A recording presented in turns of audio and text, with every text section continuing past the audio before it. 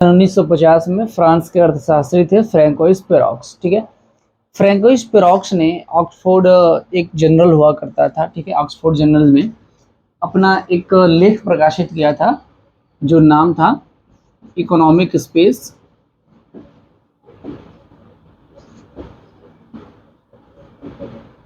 Theory and application. Theory and application, ठीक है। पेरॉक्स महोदय ने एक लेख प्रकाशित हुआ था, पेरॉक्स महोदय का, इन्होंने प्रकाशित किया था economic space, theory and application. 1950 में इस लेख में इन्होंने वृद्धि ध्रुव संकल्पना को प्रस्तुत किया था। ठीक है, विकास ध्रुव सिद्धांत या वृद्धि ध्रुव सिद्धांत भी इसको कहते हैं। ठीक है, मूल रूप से दोनों बातें एक ही हैं। इन्होंने अब तक की जितने भी हम लोगों ने सिद्धांत पढ़े हैं उन सिद्धांतों में से ये सबसे इंपॉर्टेंट सिद्धांत है। ठीक है, जैसे कि हम लोगों ने पढ़ा था कोर और पेरीफेरी का सिद्धांत। ठीक है, एक कोर हुआ करता था और उसके बाहर एक पेरीफेरी हुआ करती थी। ठीक है, तो कोर और पेरीफेरी जो सिद्धांत वगैरह था, जैसे फ्रीडमैन का कोर पेरीफेरी मॉडल था, इस प्रकार के जितने भी मॉडल हुए हैं हमने ये देखा था कि पहले कोर का डेवलपमेंट होता है और उसके बाद पेरीफेरी का डेवलपमेंट होता है, यानी कि जो असंतुलित विकास है बहुत तेजी से ग्रो करता है। लेकिन पेरॉक्स के थियरी में, ग्रोथ पोल थियरी में हमें ये चीज देखने को नहीं मिलेगी। ठीक है, इनकी जो ग्रोथ पोल थियरी है वो मूल रूप से ग्रोथ पोल थियरी, ठीक है, यानी कि वृद्धि ध्रुव की बात करते हैं। तो पेरॉक्स के वृद्धि ध्रुव सिद्धांत में मूल रूप से ये बात कही गई है कि देखिए, एक ऐसा केंद्र होगा जो वृद्धि ध्रुव यानी कि ग्रोथ पोल का काम करेगा। क्लियर है? तो सबसे पहले समझ लेते हैं कि ग्रोथ पोल होता क्या है, यानी कि वृद्धि ध्रुव या वृद्धि केंद्र होता क्या है। तो समझ लीजिए, इन्होंने कहा था कि देखिए, कोई एक ऐसा केंद्र होगा जो वृद्धि ध्रुव का काम करेगा। अब इसको अब कैसे, मतलब कि कैसे केंद्र को ग्रोथ पोल कहेंगे या कैसे केंद्र को वृद्धि ध्रुव कहेंगे। तो इन्होंने कहा था कि देखिए, ऐसा है कि अगर यह कोई केंद्र है, ठीक है, तो बाहर से इस पर कोई आकर्षण यानी कि अट्रैक्शन, ठीक है, आकर्षण, हिंदी में भी इसको लिख देते हैं आकर्षण, अट्रैक्शन। और बाहर से किसी चीज का, बाहर से कोई चीज है, ठीक है, इसका अभी वो क्या चीज है मैं डिस्कस करूंगा उस पर। तो किसी चीज का अट्रैक्शन होगा, आकर्षण होगा, और यहां से किसी चीज का बाहर की तरफ क्या होगा, प्रतिकर्षण होगा। ठीक है, यानी कि रिपल्सन होगा। ठीक है, तो अट्रैक्शन एंड रिपल्सन, आकर्षण एंड प्रतिकर्षण किसी केंद्र पर होता है जब किसी भी कार्य के लिए, और इसके अलावा कुछ फोर्सेस वर्क करते हैं, कुछ बल कार्य करते हैं, जिसमें कि अपकेंद्री बल,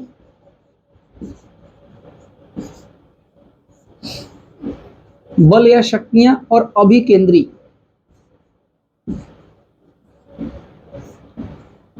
बल या शक्तियां। ठीक है, centripetal forces and centrifugal forces, एक ऐसा केंद्र जिस पर आकर्षण और प्रतिकर्षण कारकों का प्रभाव होता है, तथा केंद्र से बाहर की ओर अपकेंद्री बल लगता है और बाहर से अंदर की ओर अभिकेंद्री शक्तियां कार्य करती हैं। ऐसा केंद्र, ऐसा सेंटर, ठीक है, ग्रोथ पोल कहलाता है, यानी कि वृद्धि ध्रुव कहलाता है। इसको वृद्धि ध्रुव क्यों बोलेंगे? पेरॉक्स महोदय ने कहा है कि देखिए, हम कोई उद्योग, अब बात करते हैं क्लियर, कि इन्होंने कहा कि देखिए, जब भी हम कोई उद्योग किसी सेंटर पर लगाते हैं ना, तो वह उद्योग क्या करता है कि अपने से संबंधित चीजों का, ठीक, अपने से संबंधित चीजों को क्या करेगा, बाहर से खींचेगा। तो सही बात है, जैसे मान लीजिए आपने कोई भी उद्योग खोल लिया, कोई भी आपने कुछ भी कर लिया, ठीक है, तो बाहर से क्या करेगा, चीजों को, कोई आपने इंडस्ट्री लगाई है तो बाहर से जहां पर लगाया है ना, उसके बाहर से किसी क्षेत्र से क्या करेगा, कुछ उससे संबंधित जो चीजें होंगी उसको अंदर की ओर अट्रैक्ट करेगा। ठीक है, तो उसको बाहर से सप्लाई करने के लिए यहाँ भी क्या होगा, इंडस्ट्री कोई ना कोई लगेगी।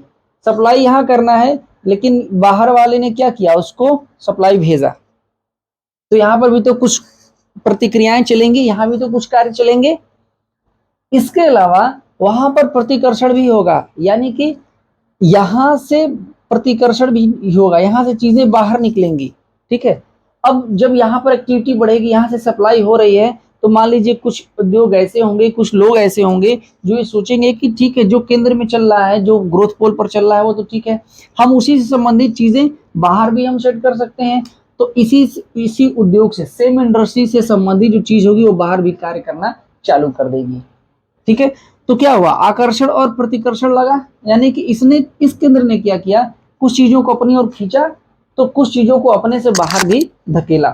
जैसे मान लीजिए कि ये चीजें देखने में आती हैं कि कुछ उद्योग अंदर लग गए हैं, तो अंदर फिर क्या होता है, बहुत ज्यादा कंजेस्टेड हो जाता है। ठीक है, तो वहां से उद्योग फिर निकल के धीरे से बाहर की तरफ आते हैं। तो यही है आकर्षण और प्रतिकर्षण का। अब बात करते हैं अपकेंद्री बल और अभिकेंद्री बल की, यानी कि ऐसी शक्तियां जो बाहर से चीजों को खींच के यहाँ पर लाएंगी, तो यहाँ से भी चीजों को खींच के बाहर की तरफ लेकर के जा रही हैं। जैसे मान लीजिए हमने कोई उद्योग लगा दिया, जैसे मान लीजिए हम आपको फॉर एग्जाम्पल बहुत एक छोटा सा एग्जाम्पल बताते हैं कि अंदर मान लीजिए आपने कोई डेयरी फार्म खोला हुआ है। ठीक है, यहाँ पर क्या है, डेयरी फार्म है, मिल्क प्रोडक्शन हो रहा है और मिल्क से बहुत सी चीजें जैसे चॉकलेट, केक वगैरह बहुत सी चीजें बनाई जा रही हैं। तो अंदर क्या है, मिल्क है, डेयरी फार्म है। ठीक है, मिल्क का प्रोडक्शन हो रहा है, उससे अन्य चीजों का प्रोडक्शन हो रहा है। तो एक इंडस्ट्री अंदर कार्य कर रही है, एक चीज अंदर कार्य कर रही है, लेकिन उसको चारा वगैरह जो पशु आहार होते हैं उसको खिलाने के लिए बाहर कोई प्रोसेसिंग सेंटर चलेगा, कोई प्रोसेसिंग यूनिट चलेगी। ठीक है, जो चारा और पशुओं का आहार वगैरह चीजें क्या करेगा, उसको पहुंचाएगा। तो ये क्या हो गया, आकर्षण हो गया कि यहाँ से चीजें यहाँ खींच रहा है। ठीक, यहाँ की चीजें, यहाँ का जो सामान होगा जा करके अंदर बिकेगा, तो वहां का जो इंडस्ट्री होगा वो क्या होगा, डेवलप होगा, और ज्यादा डेवलप होगा, क्योंकि बाहर से चीजें उसको मिलेंगी। प्रतिकर्षण भी होगा इन चीजों का, जब यहाँ पर सब कुछ हो जाएगा, ये होगा कि यहाँ प्रोसेसिंग यूनिट लगा हुआ है, सब कुछ यहाँ चल रहा है, तो यहाँ के लोग सोचेंगे कि क्यों ना कुछ चीजें हम यहीं पर शुरुआत कर दें। तो एक छोटी सी इंडस्ट्री फिर इससे संबंधित यहाँ पर भी क्या हो जाएगी, स्टार्ट हो जाएगी, ये प्रतिकर्षण होगा। ठीक है, तो इसी तरीके से इसको आप हम शक्तियों के माध्यम से भी समझ सकते हैं कि कुछ अपकेंद्रीय और अभिकेंद्रीय शक्तियां कार्य करती हैं। यानी कि ये सेंटर क्या करेगा, ये जो ग्रोथ पोल होगा अपने चारों तरफ जो है कि इंडस्ट्री को फैलाएगा, और अभिकेंद्री क्या होगा कि चारों तरफ से कुछ चीजों को लेकर के, कुछ इंडस्ट्रियों को लेकर के अंदर की तरफ आएगा। तो हमने ये देखा कि जहां कोर पेरिफेरी में क्या था, कि जहां कोर का पहले डेवलपमेंट हो रहा था, पेरिफेरी का बाद में हो रहा था। इस थ्योरी में वैसी चीज हमें देखने को नहीं मिलती है। इस थ्योरी में हमें ये देखने को मिलता है कि ग्रोथ पोल तो डेवलप हो ही रहा है, और इसके साथ साथ अपने बाहर की जो विभिन्न प्रकार के जो छोटे छोटे सेंटर्स हैं, उन सेंटर्स को भी ये क्या कर रहा है, ग्रो कर रहा है, उन सेंटर्स को भी ये आगे बढ़ा रहा है। ठीक है, तो अब आते हैं एग्जैक्ट परिभाषा पर कि वृद्धि ध्रुव होता क्या है। देखिए, तो आप नोट कर लीजिएगा, वृद्धि ध्रुव एक ऐसा ध्रुव होता है, एक ऐसा पोल होता है, यानी कि एक ऐसा आप समझ लीजिए कि केंद्र होता है जहां पर आकर्षण और प्रतिकर्षण का कारक प्रभावी होता है तथा अपकेंद्रीय और अपकेंद्रीय शक्तियां कार्य करती हैं। इसका मतलब ये हुआ कि उस पोल पर कुछ चीजें वहां से बाहर की तरफ जाएगा और कुछ चीजें वहां से बाहर से, मतलब कुछ चीजें वहां से बाहर जा रहा है और कुछ चीजें बाहर से अंदर की ओर आ रही हैं। ठीक है, यह बिल्कुल कोर पेरिफेरी की तरह नहीं है, उससे अलग है। ठीक है, क्यों, क्योंकि यह एक समान प्रभावी नहीं है कि यहाँ कोई जरूरी है कि यहीं से आए या यहीं से, वो कहीं से भी वो खींच करके चला आ सकता है। ठीक है, तो अब बात करेंगे हम इनके सिद्धांत की मान्यताओं की। उम्मीद है कि ये चीज आप जो है कि बिल्कुल अच्छे तरीके से समझ गए होंगे। ग्रोथ पोल होता क्या है, ग्रोथ पोल ऐसा केंद्र है जहां पर आकर्षण और प्रतिकर्षण क्रियाएं कार्य करती हैं। कोई जरूरी नहीं है कि जो इंडस्ट्री यहाँ चल रही है वो इंडस्ट्री यहाँ नहीं चलेगी, नहीं, कुछ ऐसे उत्प्रेरक होंगे, प्रोपल्सिव कुछ होंगे जो इस इंडस्ट्री को उठा करके यहाँ से बाहर फेंकेंगे, तो सेम टाइप की इंडस्ट्री बाहर भी लग सकती है, और जो बाहर है वहां से सेम टाइप की इंडस्ट्री अंदर लग सकती है। ग्रोथ पोल ये कहता है। ठीक है, अब इस सिद्धांत की जब मान्यताएं हम लोग देखेंगे तो बाकी चीजें स्पष्ट हो जाएंगी। ठीक ना, मान्यताएं, मान्यताएं क्या है, क्या क्या इन्होंने बताया, अब मैं बताऊंगा, आप उसको नोट करते चलेंगे। ठीक है, पहली मान्यता ये है, पहली बात है an abstract economic zone, an abstract economic zone. ठीक ना, इन्होंने कहा कि देखिए ग्रोथ पोल एक अमूर्त आर्थिक क्षेत्र होता है, अमूर्त आर्थिक क्षेत्र होता है। सबसे इंपॉर्टेंट चीज इन्होंने कहा कि ग्रोथ पोल एक अमूर्त आर्थिक क्षेत्र है, एन एब्स्ट्रैक्ट इकोनॉमिक स्पेस है, एक एब्स्ट्रैक्ट इकोनॉमिक जोन है, मतलब भौगोलिक चीजों की बात उसमें नहीं कही गई है। पहली बात ये कि अमूर्त आर्थिक क्षेत्र होगा, यह कल्पनाशील होगा, ठीक है। दूसरी बात इसमें कही गई है कि देखिए इसमें अभिकेंद्री और अपकेंद्री, इन चीजों को आप नोट कर लीजिएगा कि यहाँ पर अभिकेंद्री और अपकेंद्री शक्तियां कार्य करेंगी और नवाचार होगा। नवाचार का मतलब इनोवेशन होगा, और नवाचार कहाँ होंगे? बड़े फर्मों में होंगे, ठीक है। बड़े फर्म, जो बड़े फर्म होंगे वो क्या करेंगे? नवाचार को प्रोत्साहित करेंगे, इनोवेशन को प्रोत्साहित करेंगे, ठीक है। यानी कि इसका मतलब क्या है कि जब नवाचार होगा तो बहुत सी चीजें ऐसी होंगी कि जो बड़ा फर्म है वह छोटे फर्म से क्या करेगा? क्रिया करेगा। तो बड़े जो फर्म होते हैं उनके पास कुछ उत्प्रेरक चीजें होती हैं, ठीक है, कुछ उत्प्रेरक चीजें होती हैं, ठीक है। यानी कि बड़े फर्म और छोटे फर्म के बीच में क्या होगा? कुछ अंतःक्रियाएं होंगी, इंटरेक्शन होगा, ठीक है। और तीसरी बात भी आप इसको इस तरीके से लिख सकते हैं कि जो नवाचार के जो बड़े बड़े केंद्र होते हैं, या नवाचार आप नहीं भी कहें तो आप ये लिख सकते हैं कि ग्रोथ पोल थियरी में जो बड़े बड़े केंद्रों की बात की गई है, जो ग्रोथ पोल और छोटे केंद्रों की बात की गई है, उसमें क्या होता है कि उनके उद्योगों में अंतःक्रिया होती है, ठीक है। अंतःक्रिया होती है यानी कि उन उद्योगों का आपस में इंटरेक्शन होता है जो कि उत्प्रेरक का कार्य करते हैं। यानी कि कुछ ऐसा तत्व होगा, कुछ ऐसा मटेरियल होगा जो छोटे वाले से बड़े वाले को चाहिए और बड़े वाले से छोटे वाले को चाहिए, ठीक है। तो ये दोनों क्या करते हैं? एक दूसरे को एक साथ ग्रो करते हैं। देखिए मूल रूप से कोर पेरिफेरी मॉडल में जो थियरी दी गई थी, कोर पेरिफेरी मॉडल की जो संकल्पना थी, उससे क्या था ना कि असंतुलन बहुत ज्यादा बढ़ रहा था। तो ये समस्या क्रिएट हो गई थी कि भाई कोर तो पहले डेवलप हो रहा है, पेरीफेरी बाद में डेवलप हो रहा है, तो दोनों क्षेत्रों में असंतुलन उत्पन्न हो रहा है। लेकिन ग्रोथ पोल मॉडल में क्या है कि इस समस्या को दूर कर दिया गया है कि असंतुलन, इस समस्या इसमें क्या है कि असंतुलन है ही नहीं। यानी कि जो ग्रोथ पोल है, देखिए ग्रोथ पोल क्या होता है, हमने पहले ही बताया कि ग्रोथ पोल वह एरिया होता है जहां पर आकर्षण और प्रतिकर्षण कार्य करते हैं, तथा अपकेंद्री शक्तियां अंदर से बाहर की ओर चीजों को फैलाती हैं और अभिकेंद्री शक्तियां बाहर से अंदर की तरफ चीजों को लेके आती हैं। तो ग्रोथ पोल मुख्य रूप से उद्योगों का संकेंद्रण एक ही जगह पर है, ठीक है। कुछ उद्योगों का संकेंद्रण एक ही जगह पर, और जिस जगह पर आकर्षण और प्रतिकर्षण शक्ति काम करती है ना, कार्य करते हैं और चीजें अंदर से बाहर की ओर आती जाती रहती हैं। तो मान्यताओं में हमने कहा कि ये एक अमूर्त आर्थिक क्षेत्र है। दूसरा, नवाचार होते हैं इस क्षेत्रों में। तीसरा, नवाचार का मतलब इनोवेशन ना, नई नई, जैसे स्टार्टअप आजकल के डेट में क्या है कि स्टार्टअप चल रहे हैं, ठीक है। तो उन स्टार्टअप्स की बात की जा रही है कि नए नए स्टार्टअप होंगे, नई नई चीजें आएंगी, लोग उनको पसंद करेंगे। और वो क्या होगा? नवाचार की खासियत क्या है कि सबसे पहले बड़े केंद्र या बड़े फर्म ही उसको अपने यहाँ लेकर के आते हैं, ठीक है। छोटे लोग तो बाद में उसको यूज करना चालू करेंगे। फिर तीसरी बात है ना कि जो बड़े फर्म होते हैं, जो छोटे फर्म होते हैं, इन दोनों के बीच अंतःक्रियाएं होती हैं ना, इंट्रैक्शंस होते हैं, ठीक है। इंडस्ट्रियल इंट्रैक्शन होगा जो कि उत्प्रेरक कार्य करेंगे, और मूल रूप से जो बड़े केंद्र होते हैं, जो बड़ी इंडस्ट्री होती है, वही प्रोपल्सिव चीजों को लेकर के आती है, यानी कि वही उत्प्रेरक वाली चीजों को लेकर के आती है, ठीक है। चौथी बात करेंगे इसमें, देखिए चौथी बात यह है ना कि इसमें जो भी बड़ा फर्म और जो भी छोटा फर्म होगा, इन दोनों के बीच में एक काम करेगा, ठीक है। कुछ लिंकेज कार्य करते हैं इसमें, लिंकेज कार्य करते हैं। ये लिंकेज दो प्रकार के होंगे, फॉरवर्ड लिंकेज और बैकवर्ड लिंकेज, ठीक है। कुछ लिंकेज काम करेंगे, forward linkage and backward linkage.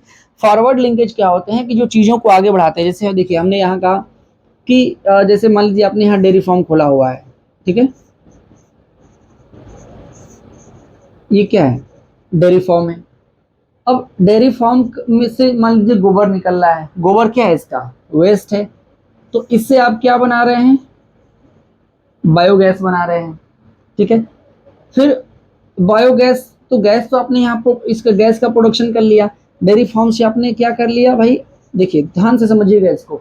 Dairy farm से आपने मिल्क का प्रोडक्शन किया, बायोगैस से आपने क्या किया? गैस का प्रोडक्शन किया, ठीक है। लेकिन डेयरी फार्म से आपने जब मिल्क का प्रोडक्शन किया तो यहाँ से जो इसका वेस्ट बचा, जो चीज़ें बची हैं, वो क्या बचा? गोबर बचा। तो गोबर से आप बायोगैस बना रहे हैं, तो गैस निकल के गोबर फिर से बचा, ठीक है। उस गोबर से आप क्या कर सकते हैं? अर्थवार्म का प्रोडक्शन कर सकते हैं, ठीक है। यानी कि केचुआ वाली खाद आप बना सकते हैं। एक नॉर्मल उदाहरण मैं दे रहा हूँ इस चीज़ को समझने के लिए, ठीक है। तो ये उसका क्या होगा, प्रोडक्शन हो गया। तो डेयरी फार्म से जो बायोगैस प्लांट आप लगाएंगे, ठीक है, वो क्या हो गया, इसका फॉरवर्ड लिंकेज हो गया। लेकिन बायोगैस प्लांट आप तभी लगा सकते हैं जब आपको वेस्ट मटेरियल मिले। तो वेस्ट मटेरियल के जो भी सोर्स होंगे वो इसके क्या हो जाएंगे, बैकवर्ड लिंकेज हो जाएंगे। ठीक है, यानी कि एक उसका जो है कि पश्चिमी संबंध हो गया और एक जो है कि अग्रगामी संबंध हो गया। ठीक है, लिंकेज की बात करें, संबंध की बात कर रहे हैं। जैसे यहाँ पर हमने कहा कि डेयरी फार्म का जो फॉरवर्ड लिंकेज है वो है बायोगैस, और बायोगैस का जो बैकवर्ड लिंकेज है वो है डेयरी फार्म।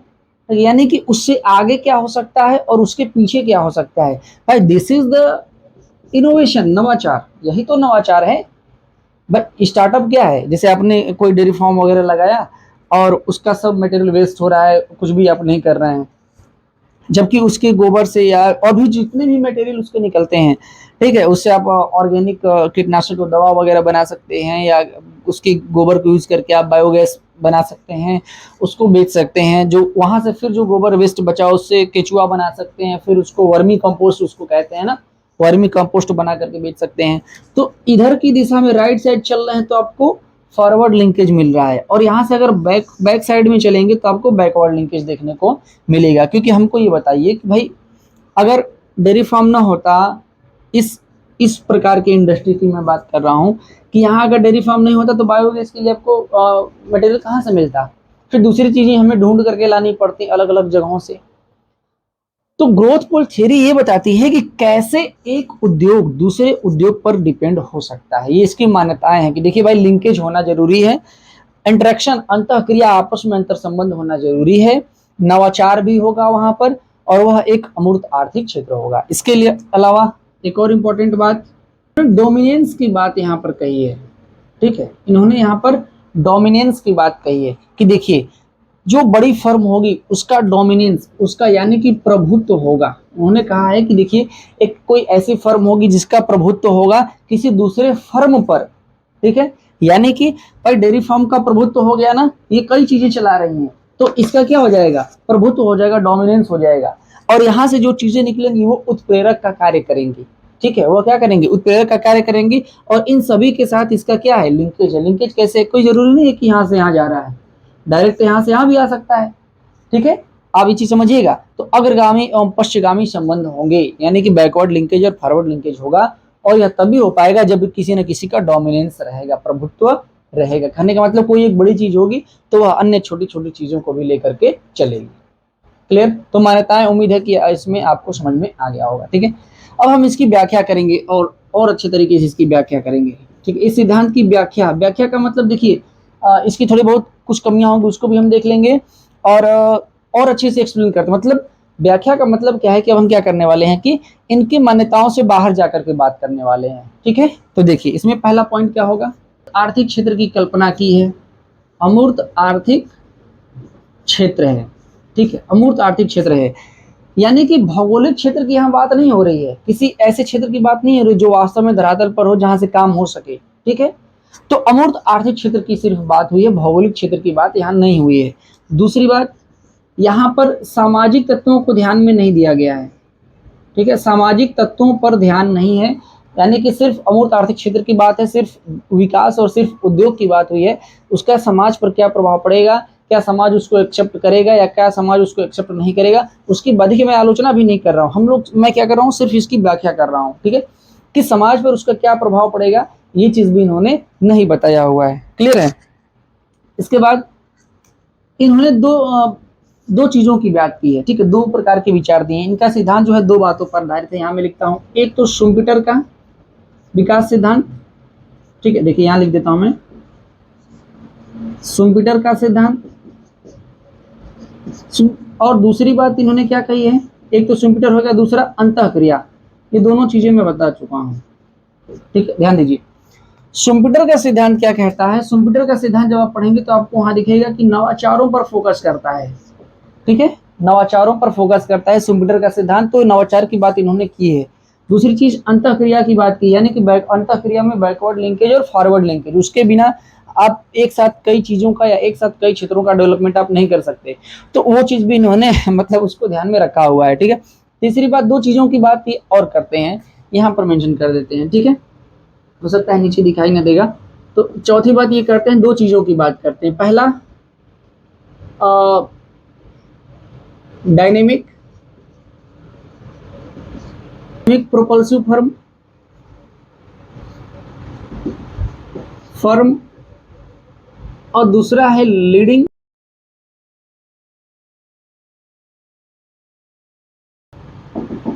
फर्म। ठीक, दो चीजों की बातें करते हैं यहाँ पर आगे। एक डायनेमिक प्रोपल्सिव फर्म की बात कर रहे हैं, यानी कि मान्यताओं से मैं इनकी व्याख्या कर रहा हूँ। दो चीजों की बात करते हैं, डायनेमिक प्रोपल्सिव फर्म की बात करते हैं, यानी कि गतिशील उत्प्रेरक फर्म की बात कर रहे हैं, और लीडिंग प्रोपल्सिव फर्म की बात कर रहे हैं, यानी कि अग्रणीय प्रोपल्सिव, अग्रणीय उत्प्रेरक या नोदक फर्म की ये बात करते हैं। नोदक या उत्प्रेरक बात एक ही है, ठीक है। तो डायनेमिक प्रोपल्सिव फर्म क्या होता है भाई, कि डायनेमिक प्रोपल्सिव फर्म एक बड़ी फर्म होती है, ठीक है, जो नवाचार करती है, जो नवाचार करती है, और इस पर इसका जो है कि डोमिनेंस होता है, प्रभुत्व होता है, इसका प्रभुत्व अन्य दूसरी फर्मों पर होता है।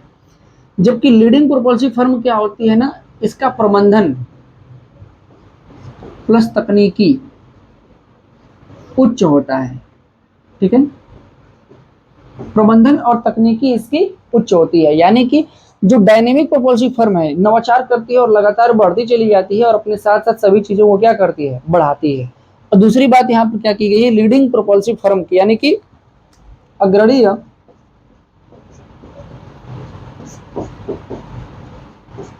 नोदक फर्म की बात कही जा रही है। अग्रणी नोदक फर्म की खासियत क्या होती है, जो जिसका प्रबंधन और बहुत उच्च होता है, यानी कि वो हाईली मैनेज्ड है, और दूसरा उसकी टेक्नोलॉजी भी बहुत हायर है, यानी कि टेक्नोलॉजी, अच्छी टेक्नोलॉजी का वो प्रयोग कर रही है।